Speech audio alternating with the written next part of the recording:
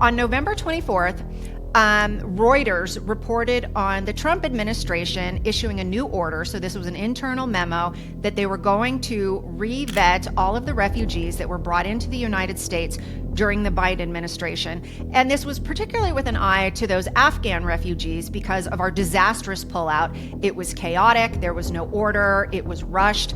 And so the Trump administration, as we can now see, was rightly concerned that we don't feel that many of these people who are coming from Muslim majority nations were properly vetted. The same day, World Relief then issued a statement condemning the Trump administration's order to further vet these refugees who had been brought into the country. World Relief president and CEO Mile Green, he called the additional vetting a moral and ethical betrayal of due process.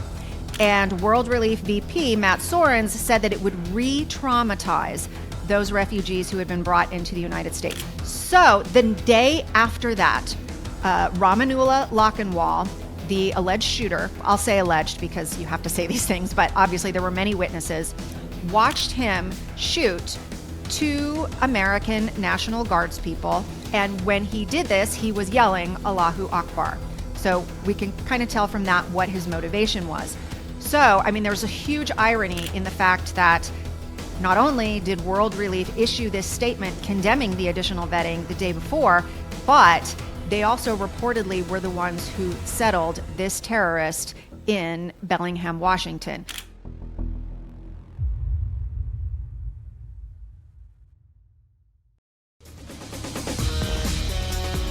Ladies and gentlemen, we know there's enormous pressure on people personally to conform with the culture. And you probably feel that every day, especially if you're out in the culture and you work, say, in a corporation or you're online and you see that people are not just unchristian by anti-Christian, but anti-Christian. And we're all tempted to say, hey, I don't need to be as strident as I normally am. Maybe I can massage what my beliefs are so I'm not condemned as much. We're all tempted to do this, especially if you have a more peaceful personality and you're not really someone that likes confrontation. You're probably going to want to say, I don't want to really get involved in this fight now. I'm just going to be quiet about this, or I'm going to shave the rough edges off this position, or that kind of thing. Well, it not only happens to individuals, it can also happen to institutions. And when it happens to institutions, we need to pay attention because some of us may be donating to some of these institutions. Some of us may be sending our children to some of these institutions. Some of us may think these institutions are institutions we can trust for good theology and good practice, when in fact they've been compromised and we don't even know it. Well, somebody who can help us discover whether or not these organizations are compromised is the great Megan Basham, ladies and gentlemen. Here she is. She brought her own audience as well, but we just shut them up for a second. Megan, everyone knows Megan wrote this great book called Shepherds for Sale. And there are so many people that hate this book, which means it's really good because she's exposed a lot of malfeasance and a lot of this creeping secularism or creeping wokism in so many of our institutions. Megan, before we get into some news stories that are similar to what you have in Shepherds for Sale, everyone wants to know how you're doing personally because you came through cancer treatment. So give us an update. What's happening? Yeah, thanks for asking, Frank, and thanks for having me. 2024 was definitely a roller coaster ride. In August, hit the New York Times bestseller list, and then in November, by the way, you have stage 3 colon cancer. So it was kind of a wild year, but I God's providence, he kind of put me on the bench for a while and did some chemo and radiation and surgery. And praise God, as of right now, I have been declared cancer-free. So we got clean margins in my surgery, and have a couple of higher risk factors for recurrence. So, just asking for prayer that it doesn't come back. I have my first big scans right after Christmas. So just praying. So it was 23 that you got it though, not 24, 24. Right? No, it was 2024 that I got it. And I spent, 24. I'm sorry. At the end of 2024, I was diagnosed. And so pretty much spent all of 2025 going through treatment. Okay. Yeah. I'm in the wrong year. Gee. The years are going by fast, I'll be honest. know. It's hard to keep up with them. Somebody said this, the days are long, the years are short. You notice that? True. So true. Yeah. Especially as your kids grow up.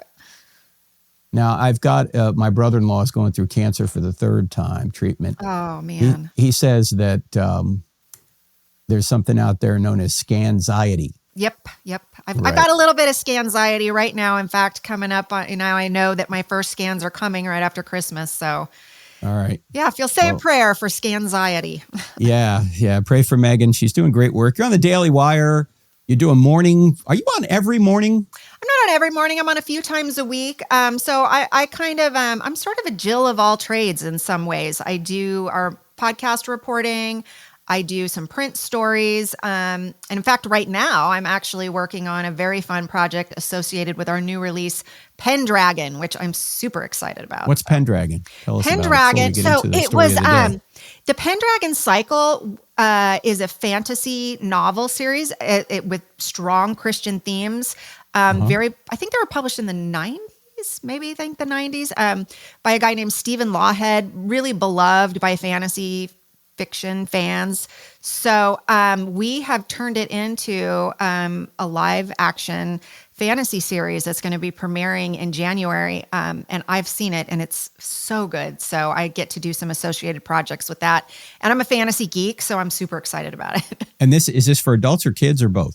I would say PG-13. It's there's some violence, some of the costuming of the pagan culture is, a little more revealing than, what you would want to see a Christian lady wearing. But that's part of the story arc, is you see how these characters change as they go from pagan to Christian. Where can people watch it? Daily Wire. And by the way, I didn't intend to come on and plug this, but I'm glad we got in the conversation. I know. Yeah, no, you can watch it at Daily Wire, and it's so good. I'm so excited about it. All right. Now, right now, I'm looking at a story that you just released on the 5th of December, so a week or so ago, a couple weeks ago. Religious NGO that settled Afghan shooter condemned Trump for additional vetting order. Yeah. Now, what is this about? World Relief, which I always thought was some sort of missionary organization. Am I wrong about that?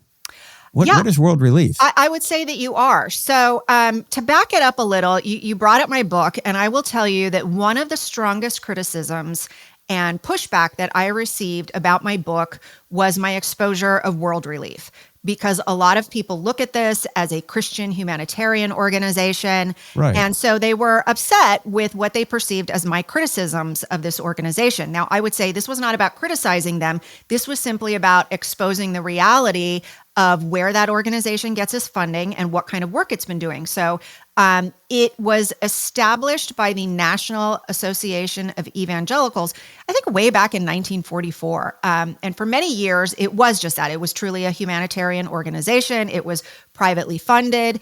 But really starting in the 2000s, it started to get more and more of its funding from the federal government, specifically to resettle refugees and asylum seekers. So to give you an example, from 2021 to 2025, World Relief received something like $330 million from the federal government for its settlement work with immigrants. And so as part of that, as you can imagine, if your organization is receiving that kind of money to do that kind of work, you become incentivized to back the sort of federal policies that will allow that work to continue. So World Relief has been heavily involved with groups like the Evangelical Immigration Table, the National Immigration Forum. These are George Soros-backed groups. They also received money from other open borders, left-wing foundations, but they are still known as Christian. Now, before I get into the meat of this story, one key thing to know about World Relief is that while they do present themselves as Christian and they do present themselves as a Christian charity, they're actually not allowed to proselytize by law. So because they take that federal money, they aren't allowed to tell these immigrants that they're settling in the United States about Jesus. That's illegal. So let me ask a question then. It's illegal according to who? According to United States federal law. So if they are taking that federal funding which they are to the tune of hundreds of millions, they therefore cannot proselytize. So they can't. Okay, so all they can do is do physical relief work, no spiritual relief work. Correct. That is correct. So why are they even calling themselves Christian then? I mean, obviously Christians should do work, but they should do relief work, but they shouldn't be hamstrung. Like, we can't say why we're doing this. Why would any group want to do that? Right. Well, I mean, they would want to do it because when they were a private organization, they could proselytize. But once they became a publicly funded organization, then you can no longer do that. And so that is kind of the dirty little secret of a lot of these religious NGOs that work within immigration. They sort of sell themselves as we're spreading the gospel, but they're actually not spreading the gospel because they're not allowed to do that. This is why I love Samaritan's Purse, by the way, because Franklin Graham would never put up with that. I mean, he can't say two sentences without saying the gospel somewhere. Right. And I mean, his whole deal is, we're gonna bring all sorts of relief. We're gonna give you all this food, and we're gonna rebuild your house and all that. But it's all in the name of Jesus. He would never, he would never do this. But now World Relief appears, at least from this story, and just to unpack this story further, this story is about the fact that that Afghan shooter who shot those two servicemen, or a serviceman and a servicewoman in Washington, D.C. last month, those people, according to some, were not, or the shooter was not properly vetted. Right. So the shooter's not properly vetted, obviously. And some people are saying, well, we got to re-vet people that came from Afghanistan. And World Relief is objecting to that, saying, no, that would be an insult to these people. They've already been properly vetted. That's their position? Yes. So that gets to, when you incentivize an organization like this to want to see more immigration because it justifies their existence, you start to take positions like this. So on November 24th, Reuters reported on the Trump administration issuing a new order. So this was an internal memo that they were going to re-vet all of the refugees that were brought into the United States during the Biden administration. And this was particularly with an eye to those Afghan refugees because of our disastrous pullout. It was chaotic. There was no order. It was rushed. And so the Trump administration, as we can now see, was rightly concerned that we don't feel that many of these people who are coming from Muslim majority nations were properly vetted. So that was on November 24th. The same day, World Relief then issued a statement condemning the Trump administration's order to further vet these refugees who had been brought into the country. So, just a quote from that, World Relief president and CEO Mile Green, he called the additional vetting a moral and ethical betrayal of due process. And World Relief VP Matt Sorens said that it would re-traumatize those refugees who had been brought into the United States. So we didn't want to re-traumatize people who were being given refuge here in the U.S. So the day after that, Ramanullah Lockenwall, the alleged shooter, I'll say alleged because you have to say these things, but obviously there were many witnesses, watched him shoot two American National Guards people. One, a 20-year-old young woman was killed, and the other one I think is still in serious condition, 24 years old. And when he did this, he was yelling Allahu Akbar. So we can kind of tell from that what his motivation was. So, there's a huge irony in the fact that not only did World Relief issue this statement condemning the additional vetting the day before, but they also reportedly were the ones who settled this terrorist in Bellingham, Washington. So World Relief, all of the current records that we have, they were the only ones working in that region. They seem to be the only NGO who could have settled Ramanullah Lockenwall. I asked them, others have asked them, NPR asked them, and they said, we can't confirm or deny that we settled him. But I would say that non-answer is, a fairly obvious answer. So these folks think this, let me just get this straight. This World Relief folk now think that it makes more sense to not put Afghan refugees through another vetting process and risk more jihad attacks because that would just be too traumatic on the people that we brought into the country. That was their argument, yes. And they said you don't even need Christianity to know that this is silly. I mean, right. That's the embarrassing thing about it. I mean, if they were secular people, it'd be embarrassing enough. These people are supposed to be Bible-believing Christians. Yes. And Bible-believing Christians, by the way, who create Bible studies on immigration, and they send them into your churches, and those are funded with left-wing money. So, these were some of the things that I covered in the book. And, I'm not trying to pat myself on the back, but, these continuing revelations and events since the book has come out have simply underlined the need for it and given it increasing credibility, showing that, yes, these were issues. And we continue to see that with World Relief.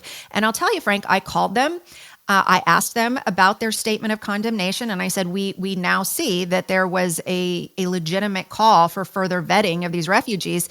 And they said they stand behind the statement, that they don't retract it, and they stand behind their position that no further vetting should be done regarding those immigrants that were brought in from Afghanistan after our rushed pullout.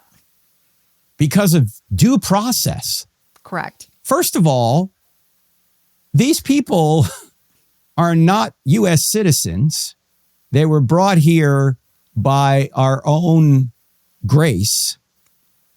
And are they trying to make some sort of constitutional argument about due process? Because that's a murky area right now. If we bring a refugee into a country, into our country, how would we be violating? First of all, do they have the same due process rights that American citizens have? That's one question. The second question is re-interviewing them or doing background checks on them or trying to discover what they think now about jihad. How would that be a violation of due process? Have the World Relief people explained this, how this is a violation of due process? No, they haven't. All they would do is point me, point NPR, point these other organizations to statements. So they're not doing interviews. They're not explaining their condemnatory position. They're just saying, this is our statement. You can read our statement. And one of the things they claimed in this was, that because these refugees had already been vetted and had already been put through this process, they're arguing that they're perfectly safe. They said, look, we know that these are safe people to have in the country because they've been vetted. Well, of course, the very next day. Come on. Can we just say this? Wrong. Come on. I mean, I'm sorry. I don't even have words for this. It's so stupid. Well, and on top of that, and this is in my report, if people want to go read my report at the Daily Wire, but I want to read a few statistics and realities that should come to bear on this statement that we don't need to further vet any of these refugees. So according to a 2022 Department of Homeland Security Inspector General report, now this was a report released during the Biden administration under Alejandro Mayorkas. So this was not coming from the GOP. This is coming from a Democratic administration. They found that, and I'm quoting from this report, that the chaos of the Afghanistan withdrawal left significant gaps in information, and Customs and Border Patrol often lacked significant data for the entries, such as name, date of birth, identification number, and travel document data. In just one sample of nearly 90,000 evacuee records, they found 417 lacked first names. Over 11,000 had January 1st birthdays. What are the odds of that?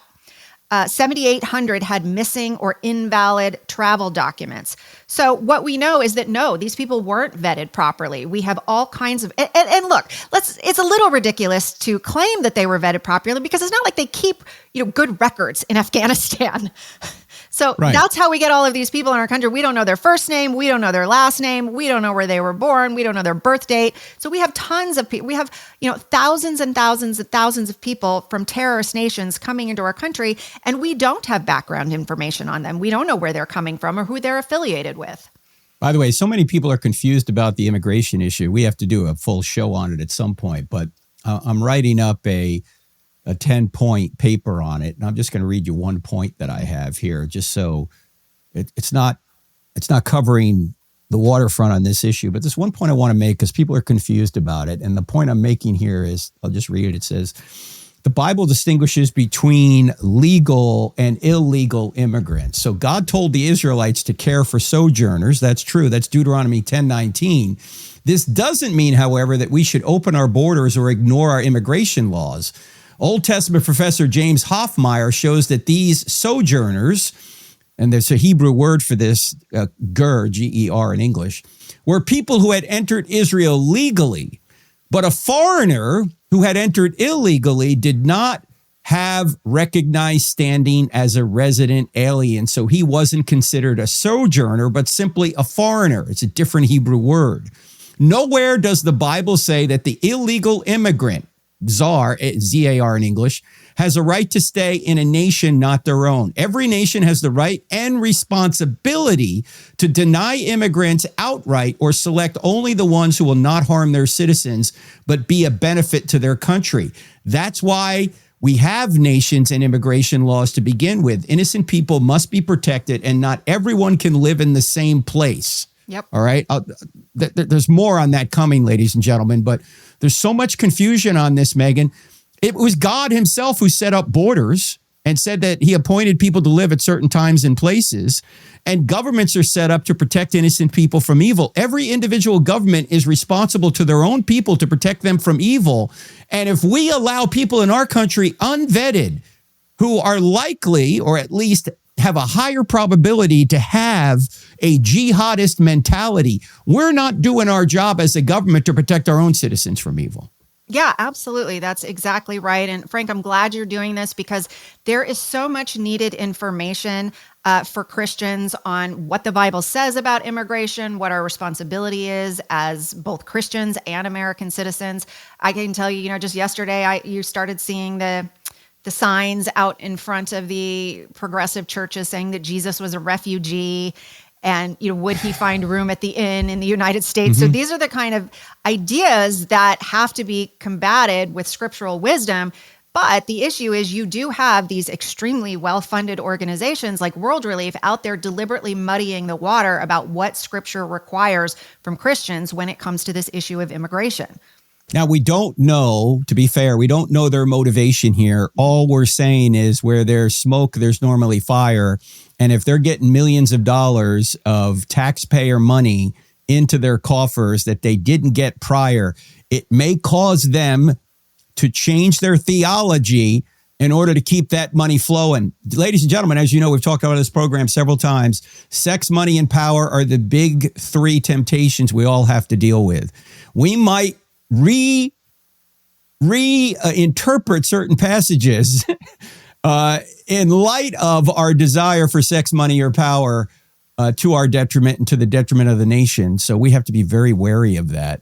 Yeah. So, just to kind of put a pin in that, the year that World Relief settled Ramanullah Lochinwall in Bellingham, Washington, they received $56 million from the federal government. So that's a lot of money and a lot of persuasion to sort of shape your thinking, I would say.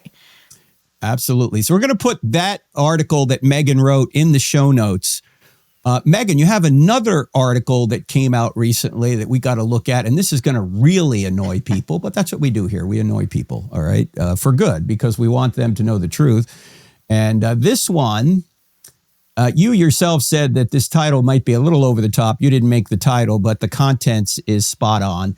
The title of the article is "The Fight to Make a Christian College Christian Again." And here's the subtitle. Charlie Kirk warned that Biola University was slipping as a Christian college. Biola professors say he was right. All right, unpack this one for us. And again, we'll put it in the show notes. This article comes from a little over a month ago, November 11th, but it'll be in the show notes. Tell us, Megan, what's going on at Biola? Yeah, this was another issue that I just kind of briefly touched on in the book because, to be honest with you, to cover the compromise at Christian colleges would have been so immense and overwhelming. It almost would take a book series of itself. Yes. So I really just kind of briefly touched on a few specific issues in Shepherds for Sale.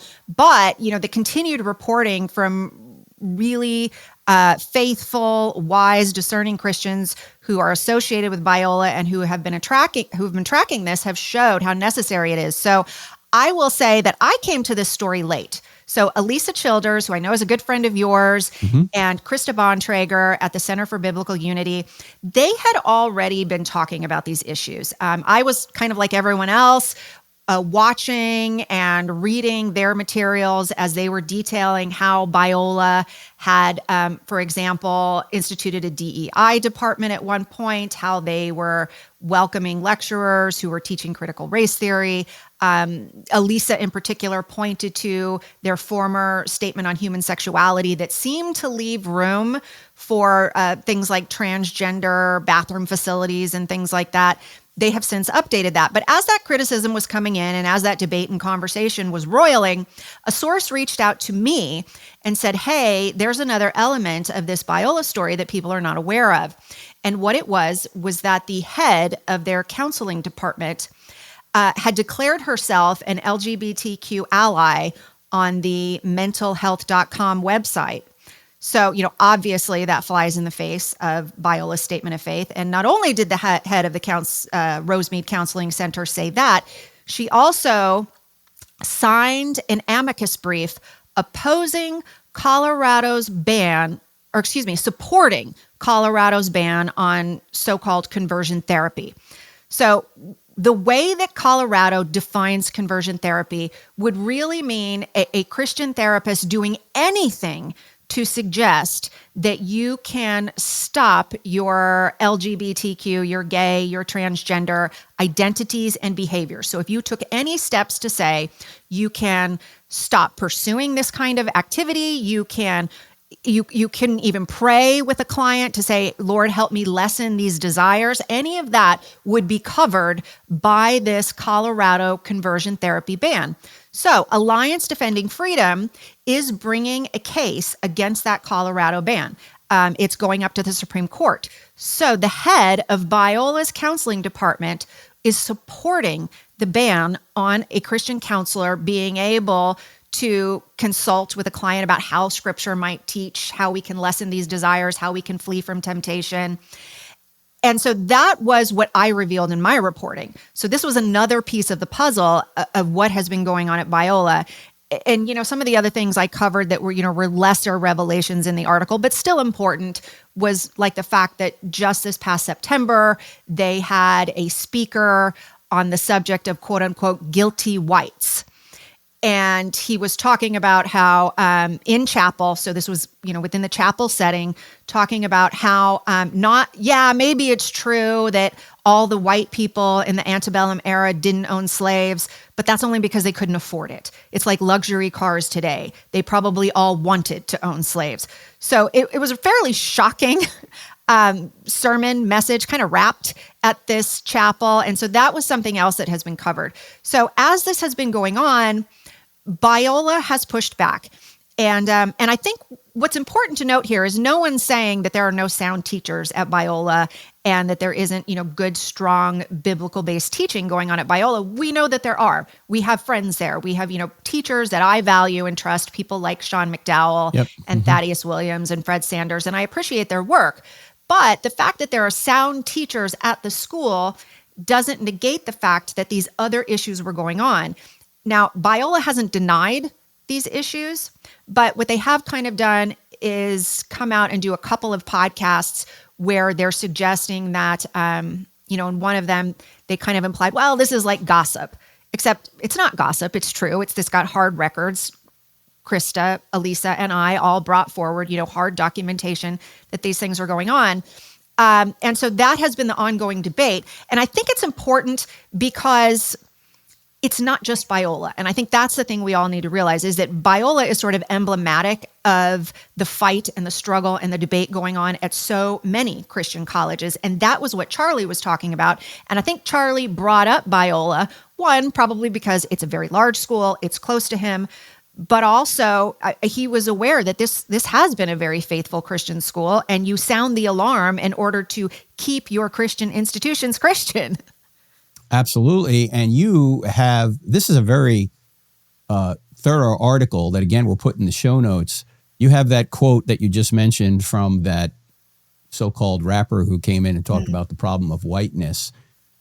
You also point out that when it comes to the LGBTQ issue, that it seems that there may be folks at Biola who are siding more with, say, the Preston Sprinkle model. Yes. Which essentially says, oh, you can have all of these different identities as long as you don't act on them, everything's fine. It's called side B theology. Rather than the folks that say, no, you need to agree with Scripture and work toward sanctification, repenting of sin, repenting of any behavior. You need to stay away from these kinds of thoughts and behaviors to the best of your ability, rather than kind of wink, wink, nudged at it, like, oh, you can say you're gay, but you just can't act on it.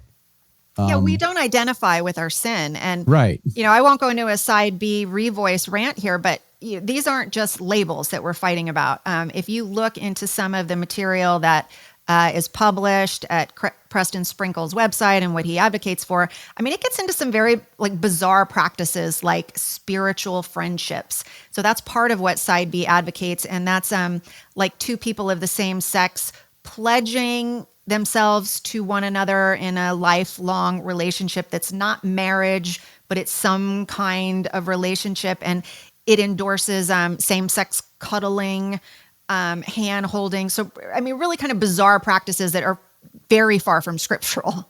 And very further down the road of temptation to the point that you'll... I always think it sounds kind of cruel. I'm like, why do you want to encourage people to put themselves in the position where they're going to be tormented by these feelings? Yeah, let's go right up to the cliff and see how close we can get. I like what Allie Beth Stuckey said at that... at the Jubilee event. I don't know if you saw any of that when she had all those progressive Christians around her. She said, you shouldn't be reading the Bible to see what can you get away with, right? Right. You should be reading the Bible to see what does the Lord want me to do and how can I best do it. But so often people are trying to find loopholes. They're trying to find ways that they can skate around what the Bible clearly says. Paul says, flee sexual immorality. He doesn't say cuddle with it. Right. That needs to be a bumper sticker or something. That's right. Flee it. No, cuddle with it. That's what they're saying. Let's cuddle. This is silly. And silly. It's not. It's very tragic because it's going to lead people perhaps to a Christless eternity. Yeah, absolutely. So this is serious stuff here. Sorry, go ahead. And that was what was different. I appreciated the response to the degree that they offered a response from Biola in these two different podcasts. But, one of the things that did bother me a bit, Frank, in the subsequent response from Sean McDowell and President Barry Corey was that there's a line in my story that I quoted a faculty member. So, the emphasis I need to put here is that I didn't just give you my opinion in this story. It's not my opinion at all. I went and spoke to a number of Biola students, alum, and faculty, and this is what they were telling me. So I'm just here to tell you, here's what's being said on the ground. Here's what I'm hearing from some current faculty members who I granted anonymity because they're not tenured, so to protect their employment. One of them told me, look, there's still really good programs at Biola. There's still strong biblical teaching, but you need to approach it carefully.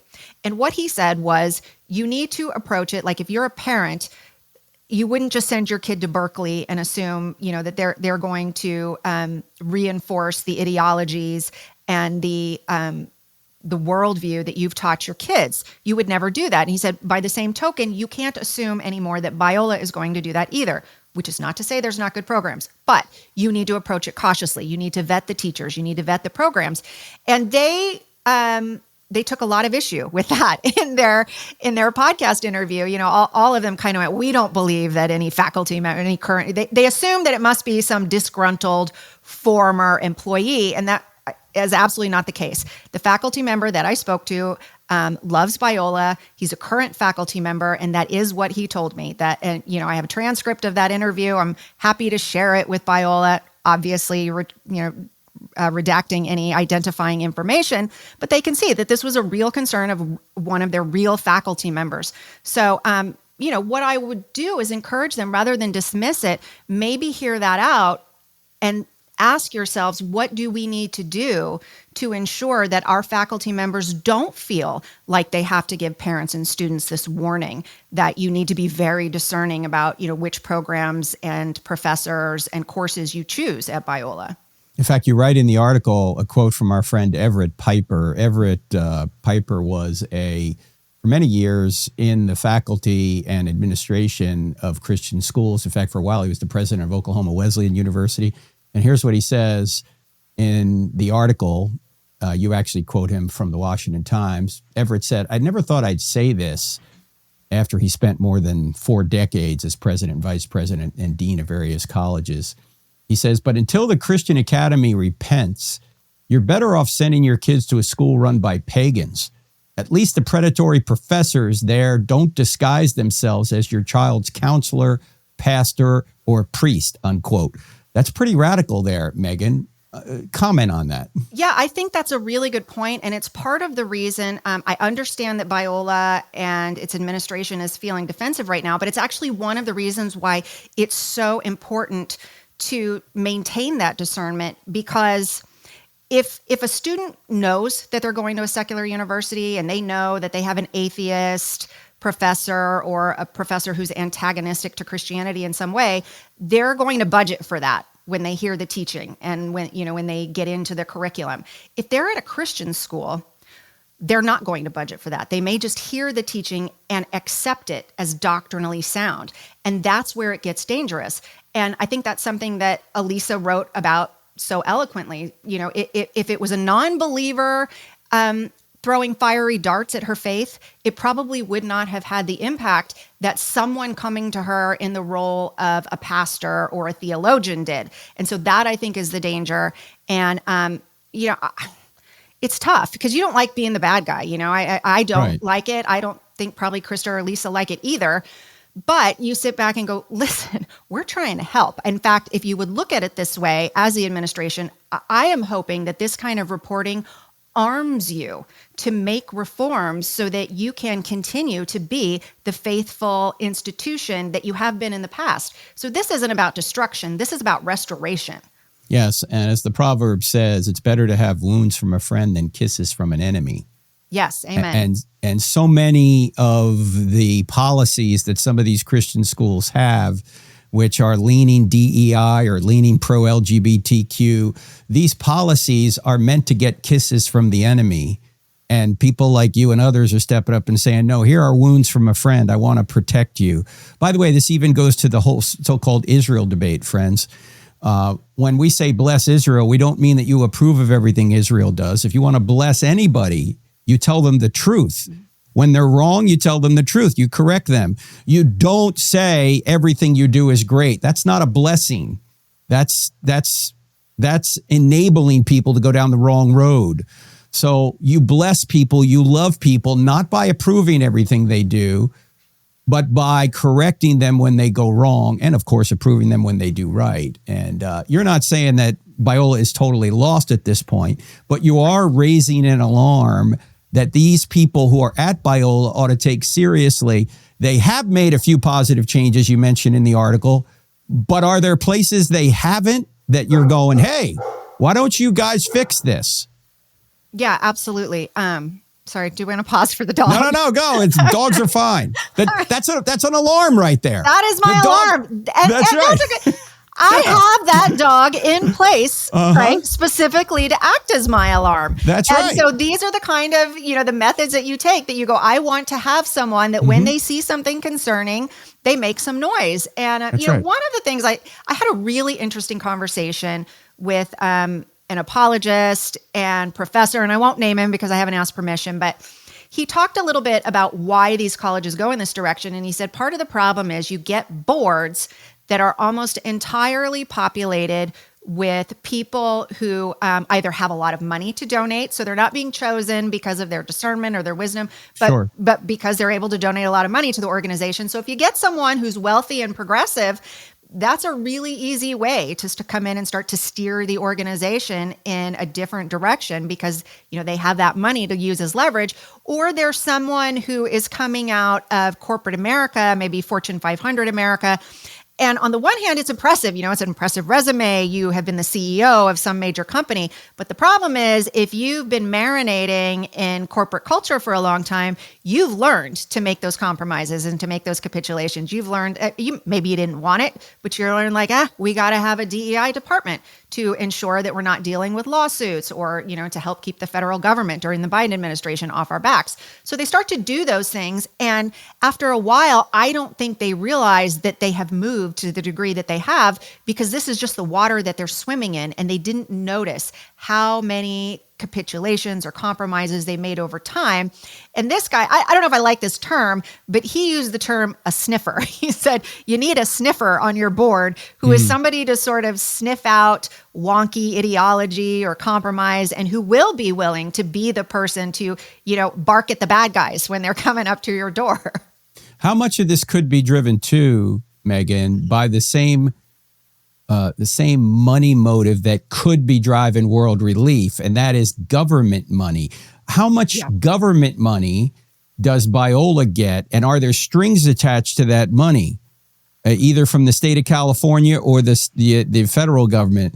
Do you have to have certain doctrines in place or certain policies in place in order to keep that money flowing?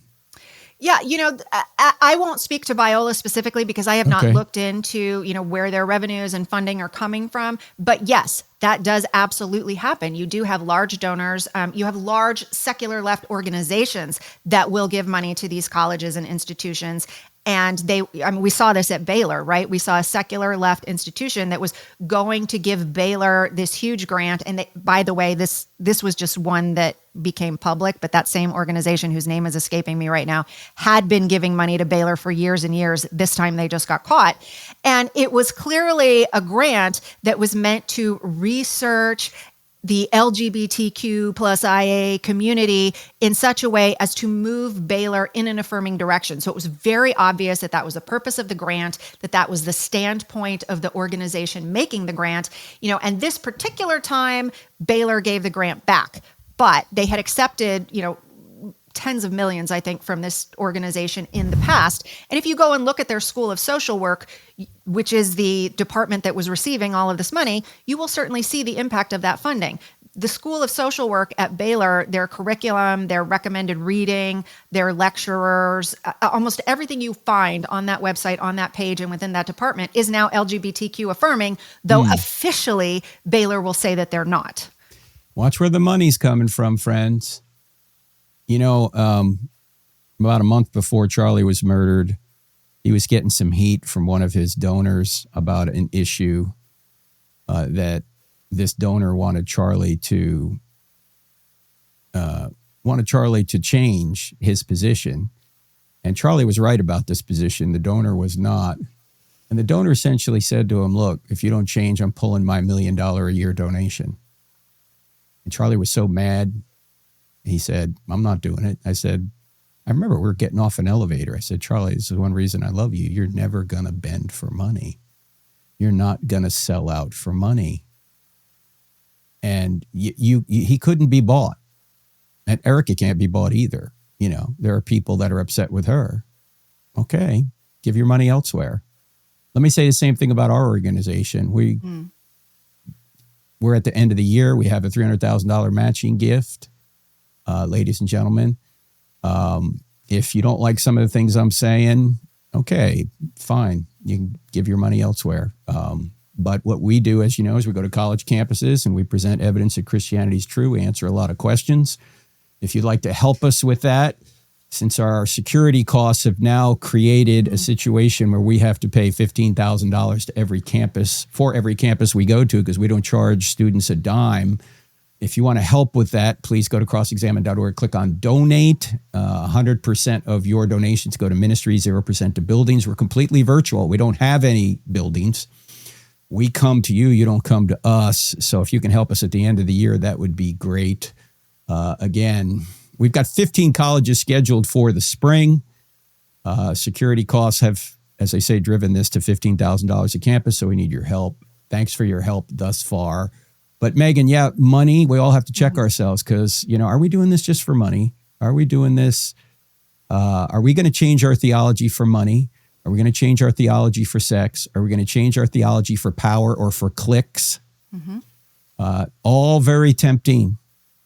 We've got to, that's why you're supposed to have a board, by the way. You're supposed to have a board that's going to say, no, sorry, not doing that. Right?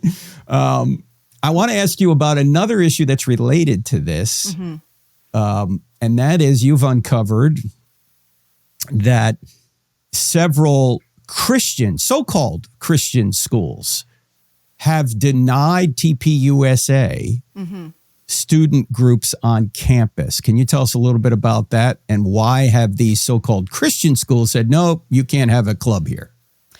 Yeah, I actually started picking up this story while I was working on the other story about Biola, because, it was so interesting to me that who knew how Charlie knew all the things that he knew? Like, how did he know before everyone else to raise the alarm about what was going on at Biola? I don't know, but he obviously had some inside information, and it turned out he was proved right.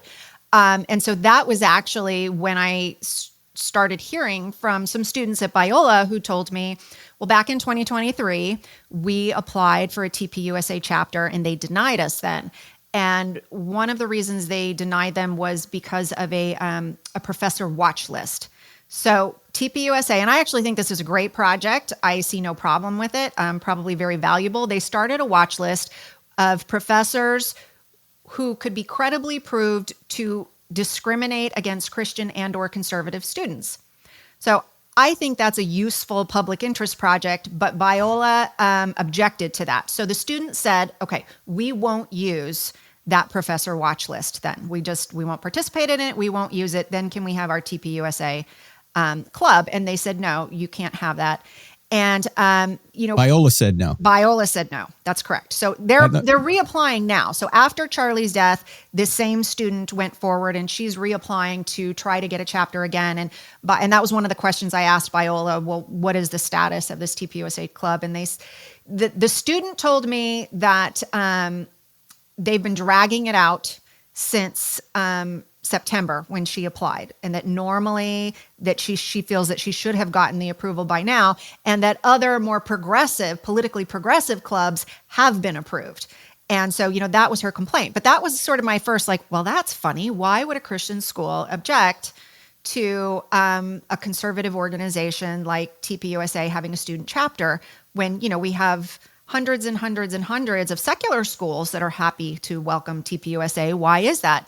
And so then when I looked into it, I found about 20 religious schools that are denying TPUSA. And I have to look at my list. It included some schools that would surprise you, like Asbury was one, Bob Jones was another.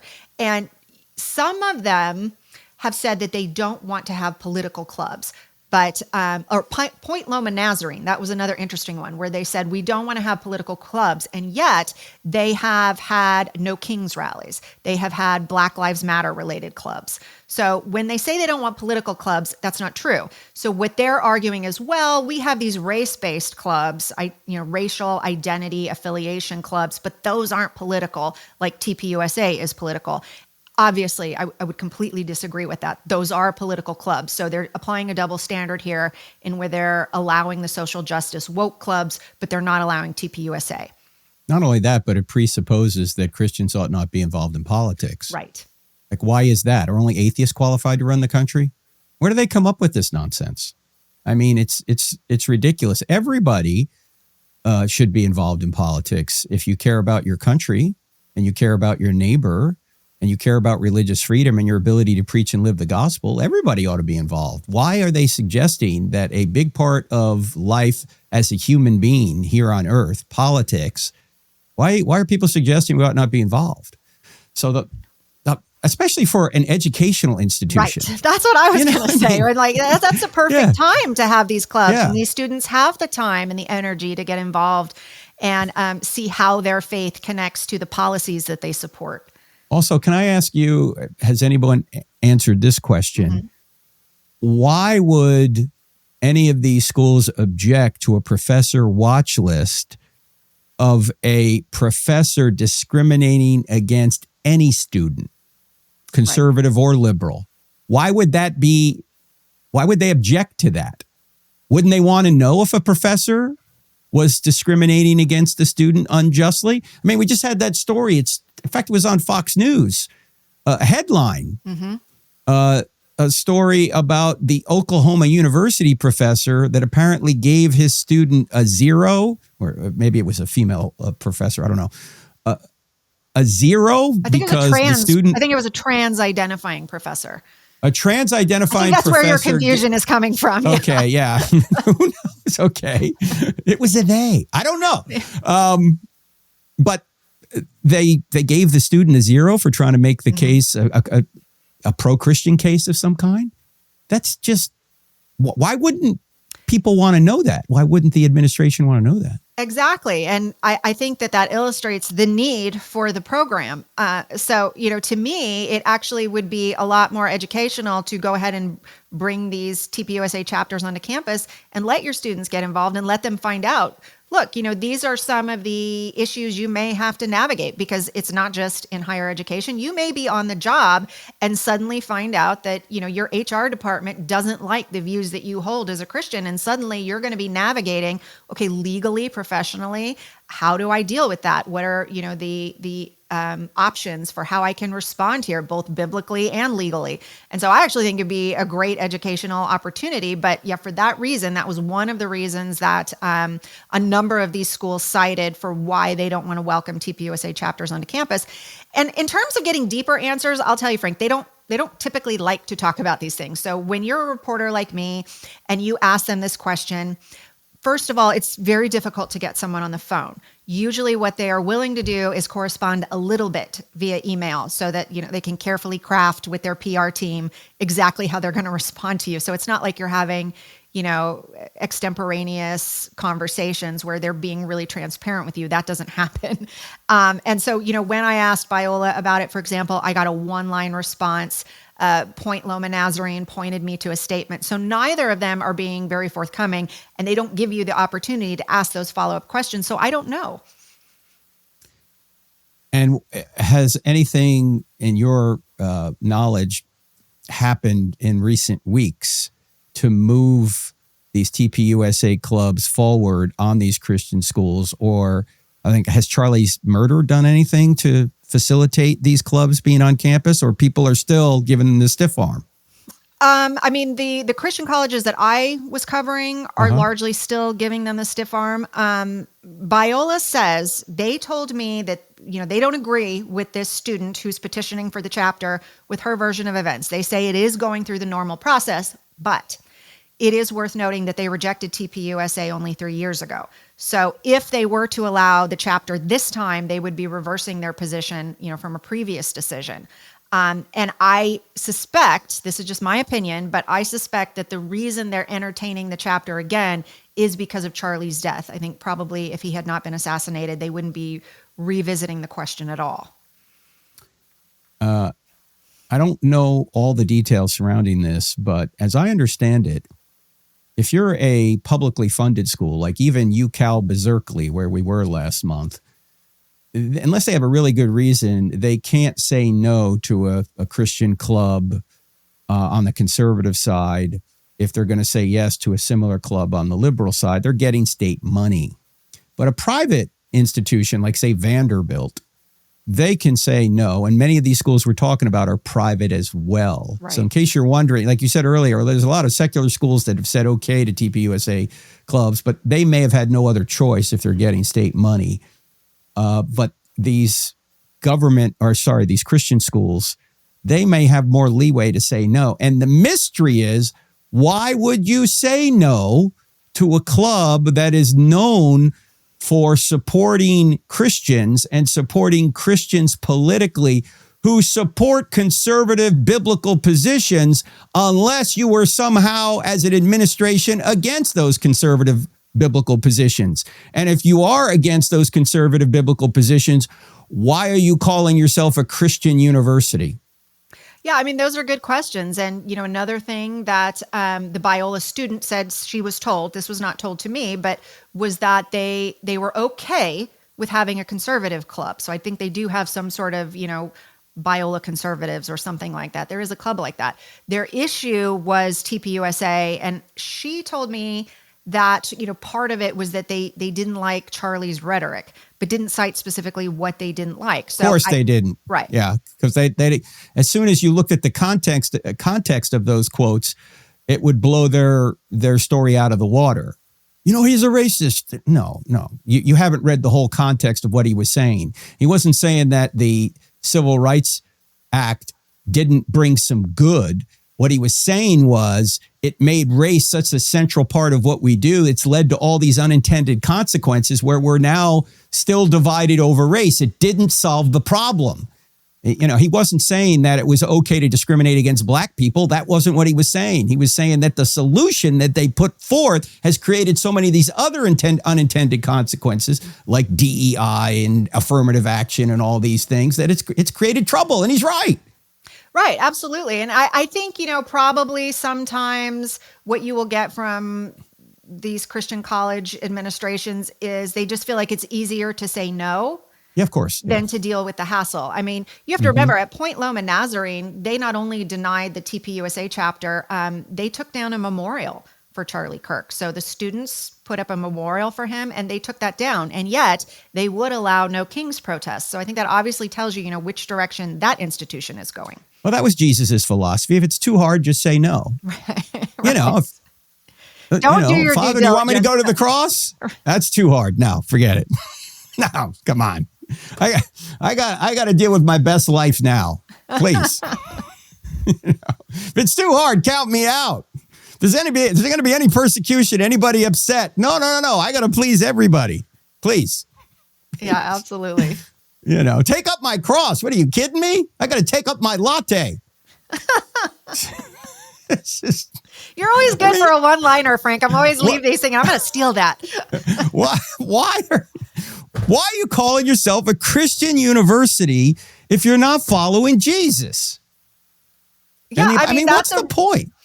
That is a good question. And that I think gets at the issue that we as the church, we as the American church, we do actually have a responsibility to contend for the faith in part through contending for our institutions and our organizations. So, I know that comes full circle, but I get that it feels uncomfortable for some of these organizations to come under the spotlight. It's uncomfortable for me too, as you said, when and it has happened. Sometimes those faithful wounds come from my friendly husband and I don't like it sometimes in the moment, but they're necessary. And eventually you realize, I'm grateful that you have said this thing to preserve my character or to preserve my reputation or my, spiritual practices. And I would hope that these institutions, if they are faithful, that they would welcome that pushback and say, this gave us an opportunity to address a situation that maybe we didn't realize how bad it had gotten. Maybe we did not realize how out of control things had gotten in the Rosemead Counseling Center, that the head of it was declaring herself to be an LGBTQ ally and opposing the kind of therapy that will allow Christians to escape the sin of homosexual or transgender attractions and identities. By the way, Joseph Nicolosi, I think, has a whole center. His father was a psychiatrist, and I think he is as well. And he talks about, first of all, the so-called conversion therapy is the wrong term. It's really trauma therapy.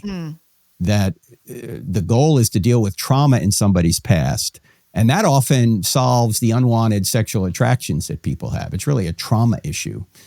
But the whole idea that if you want to change your behavior, you can't do it because the government said you can't do it. That's not an American viewpoint. That it's not a natural law viewpoint. It's not a biblical viewpoint. The biblical viewpoint is, no, you're supposed to change your behavior through the help of the Holy Spirit. You're supposed to be sanctified. And it's a First Amendment violation, and that's why Alliance Defending Freedom is taking it up and taking it all the way to Supreme Court. And, I don't want to play Nostradamus here, but I predict that they'll win. This seems like a fairly slam dunk freedom of religion and free speech case. So I look forward to seeing Alliance Defending Freedom win this case. And I do think that Biola should have to ask some hard questions about how did we get someone in a position of leadership, in a really important position of leadership, leading our counseling center. So that is where students who are experiencing these attractions, that is where students who have confusion over these issues, that's where they're likely to go. And so you have to ask, what were they getting during this period that this woman has been leading the center. And one thing I can report is that after my story came out, she resigned. So that is one more, positive point that we can say, look, that's why it was worth bringing these issues up, because now she has resigned and she's no longer leading the counseling department at Biola. We're just going to have to counsel the person that hired the counseling center person, I guess. I don't know. We interrupt this program to bring you an update. Just after we recorded this podcast with Megan Basham, Biola University actually accepted TPUSA as an authorized club on campus. So that's some good news out of Biola we wanted to make you aware of. In fact, we'll put in the show notes the story that describes what happened. So the good news is Biola has accepted the TPUSA club on campus. We want to make sure that other campuses follow suit. There is no reason a TPUSA group shouldn't be on a campus, especially a Christian campus. By the way, this weekend, I'm going to America Fest in Phoenix with TPUSA. And next week, I'll give you a report on that. So make sure you tune in for next week's midweek podcast for a on-the-ground report from America Fest. All right, let's rejoin our interview with the great Megan Basham. Well, Megan, you always do great work. Where can people follow you? Where do they go to follow you? And I know you're on Daily Wire, but give us your Twitter handle, all that kind of stuff. Yeah, absolutely. So you can get my book, Shepherds for Sale, that goes into a lot of background on this. Yes. So if you want some details about the schools, the institutions, immigration, climate change, I cover all of that, LGBTQ, you can get that anywhere books are sold, Amazon, Walmart, Target, Christian bookstores. And I spend way too much time on X. So you can find me ranting there at Meg Basham, and on Instagram at journalist Megan Basham, and as you said, Frank, on Daily Wire. Great stuff. Keep it up. What are you working on right now? Can you tell us, or is it top secret? Do you know I'm working on a novel? You are? I have a novel due on April 15th. So I got to get What's busy. it called? The Vesalius Club.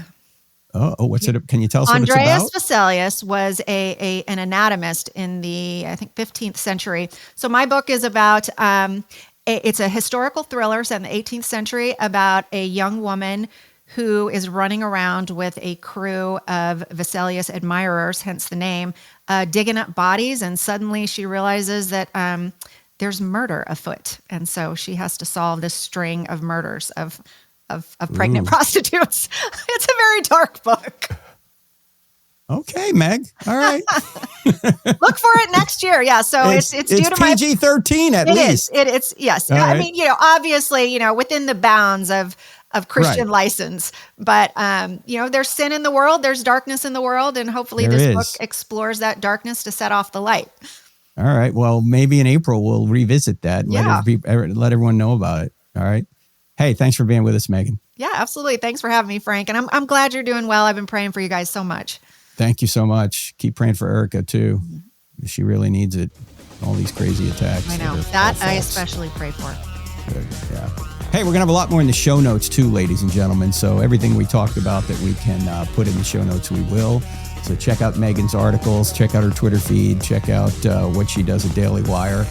And also don't forget about our matching gift here at the end of the year, $300,000 matching gift. Go to crossexamine.org, click on donate. Thanks so much for being with us. God bless. We'll see you here next time.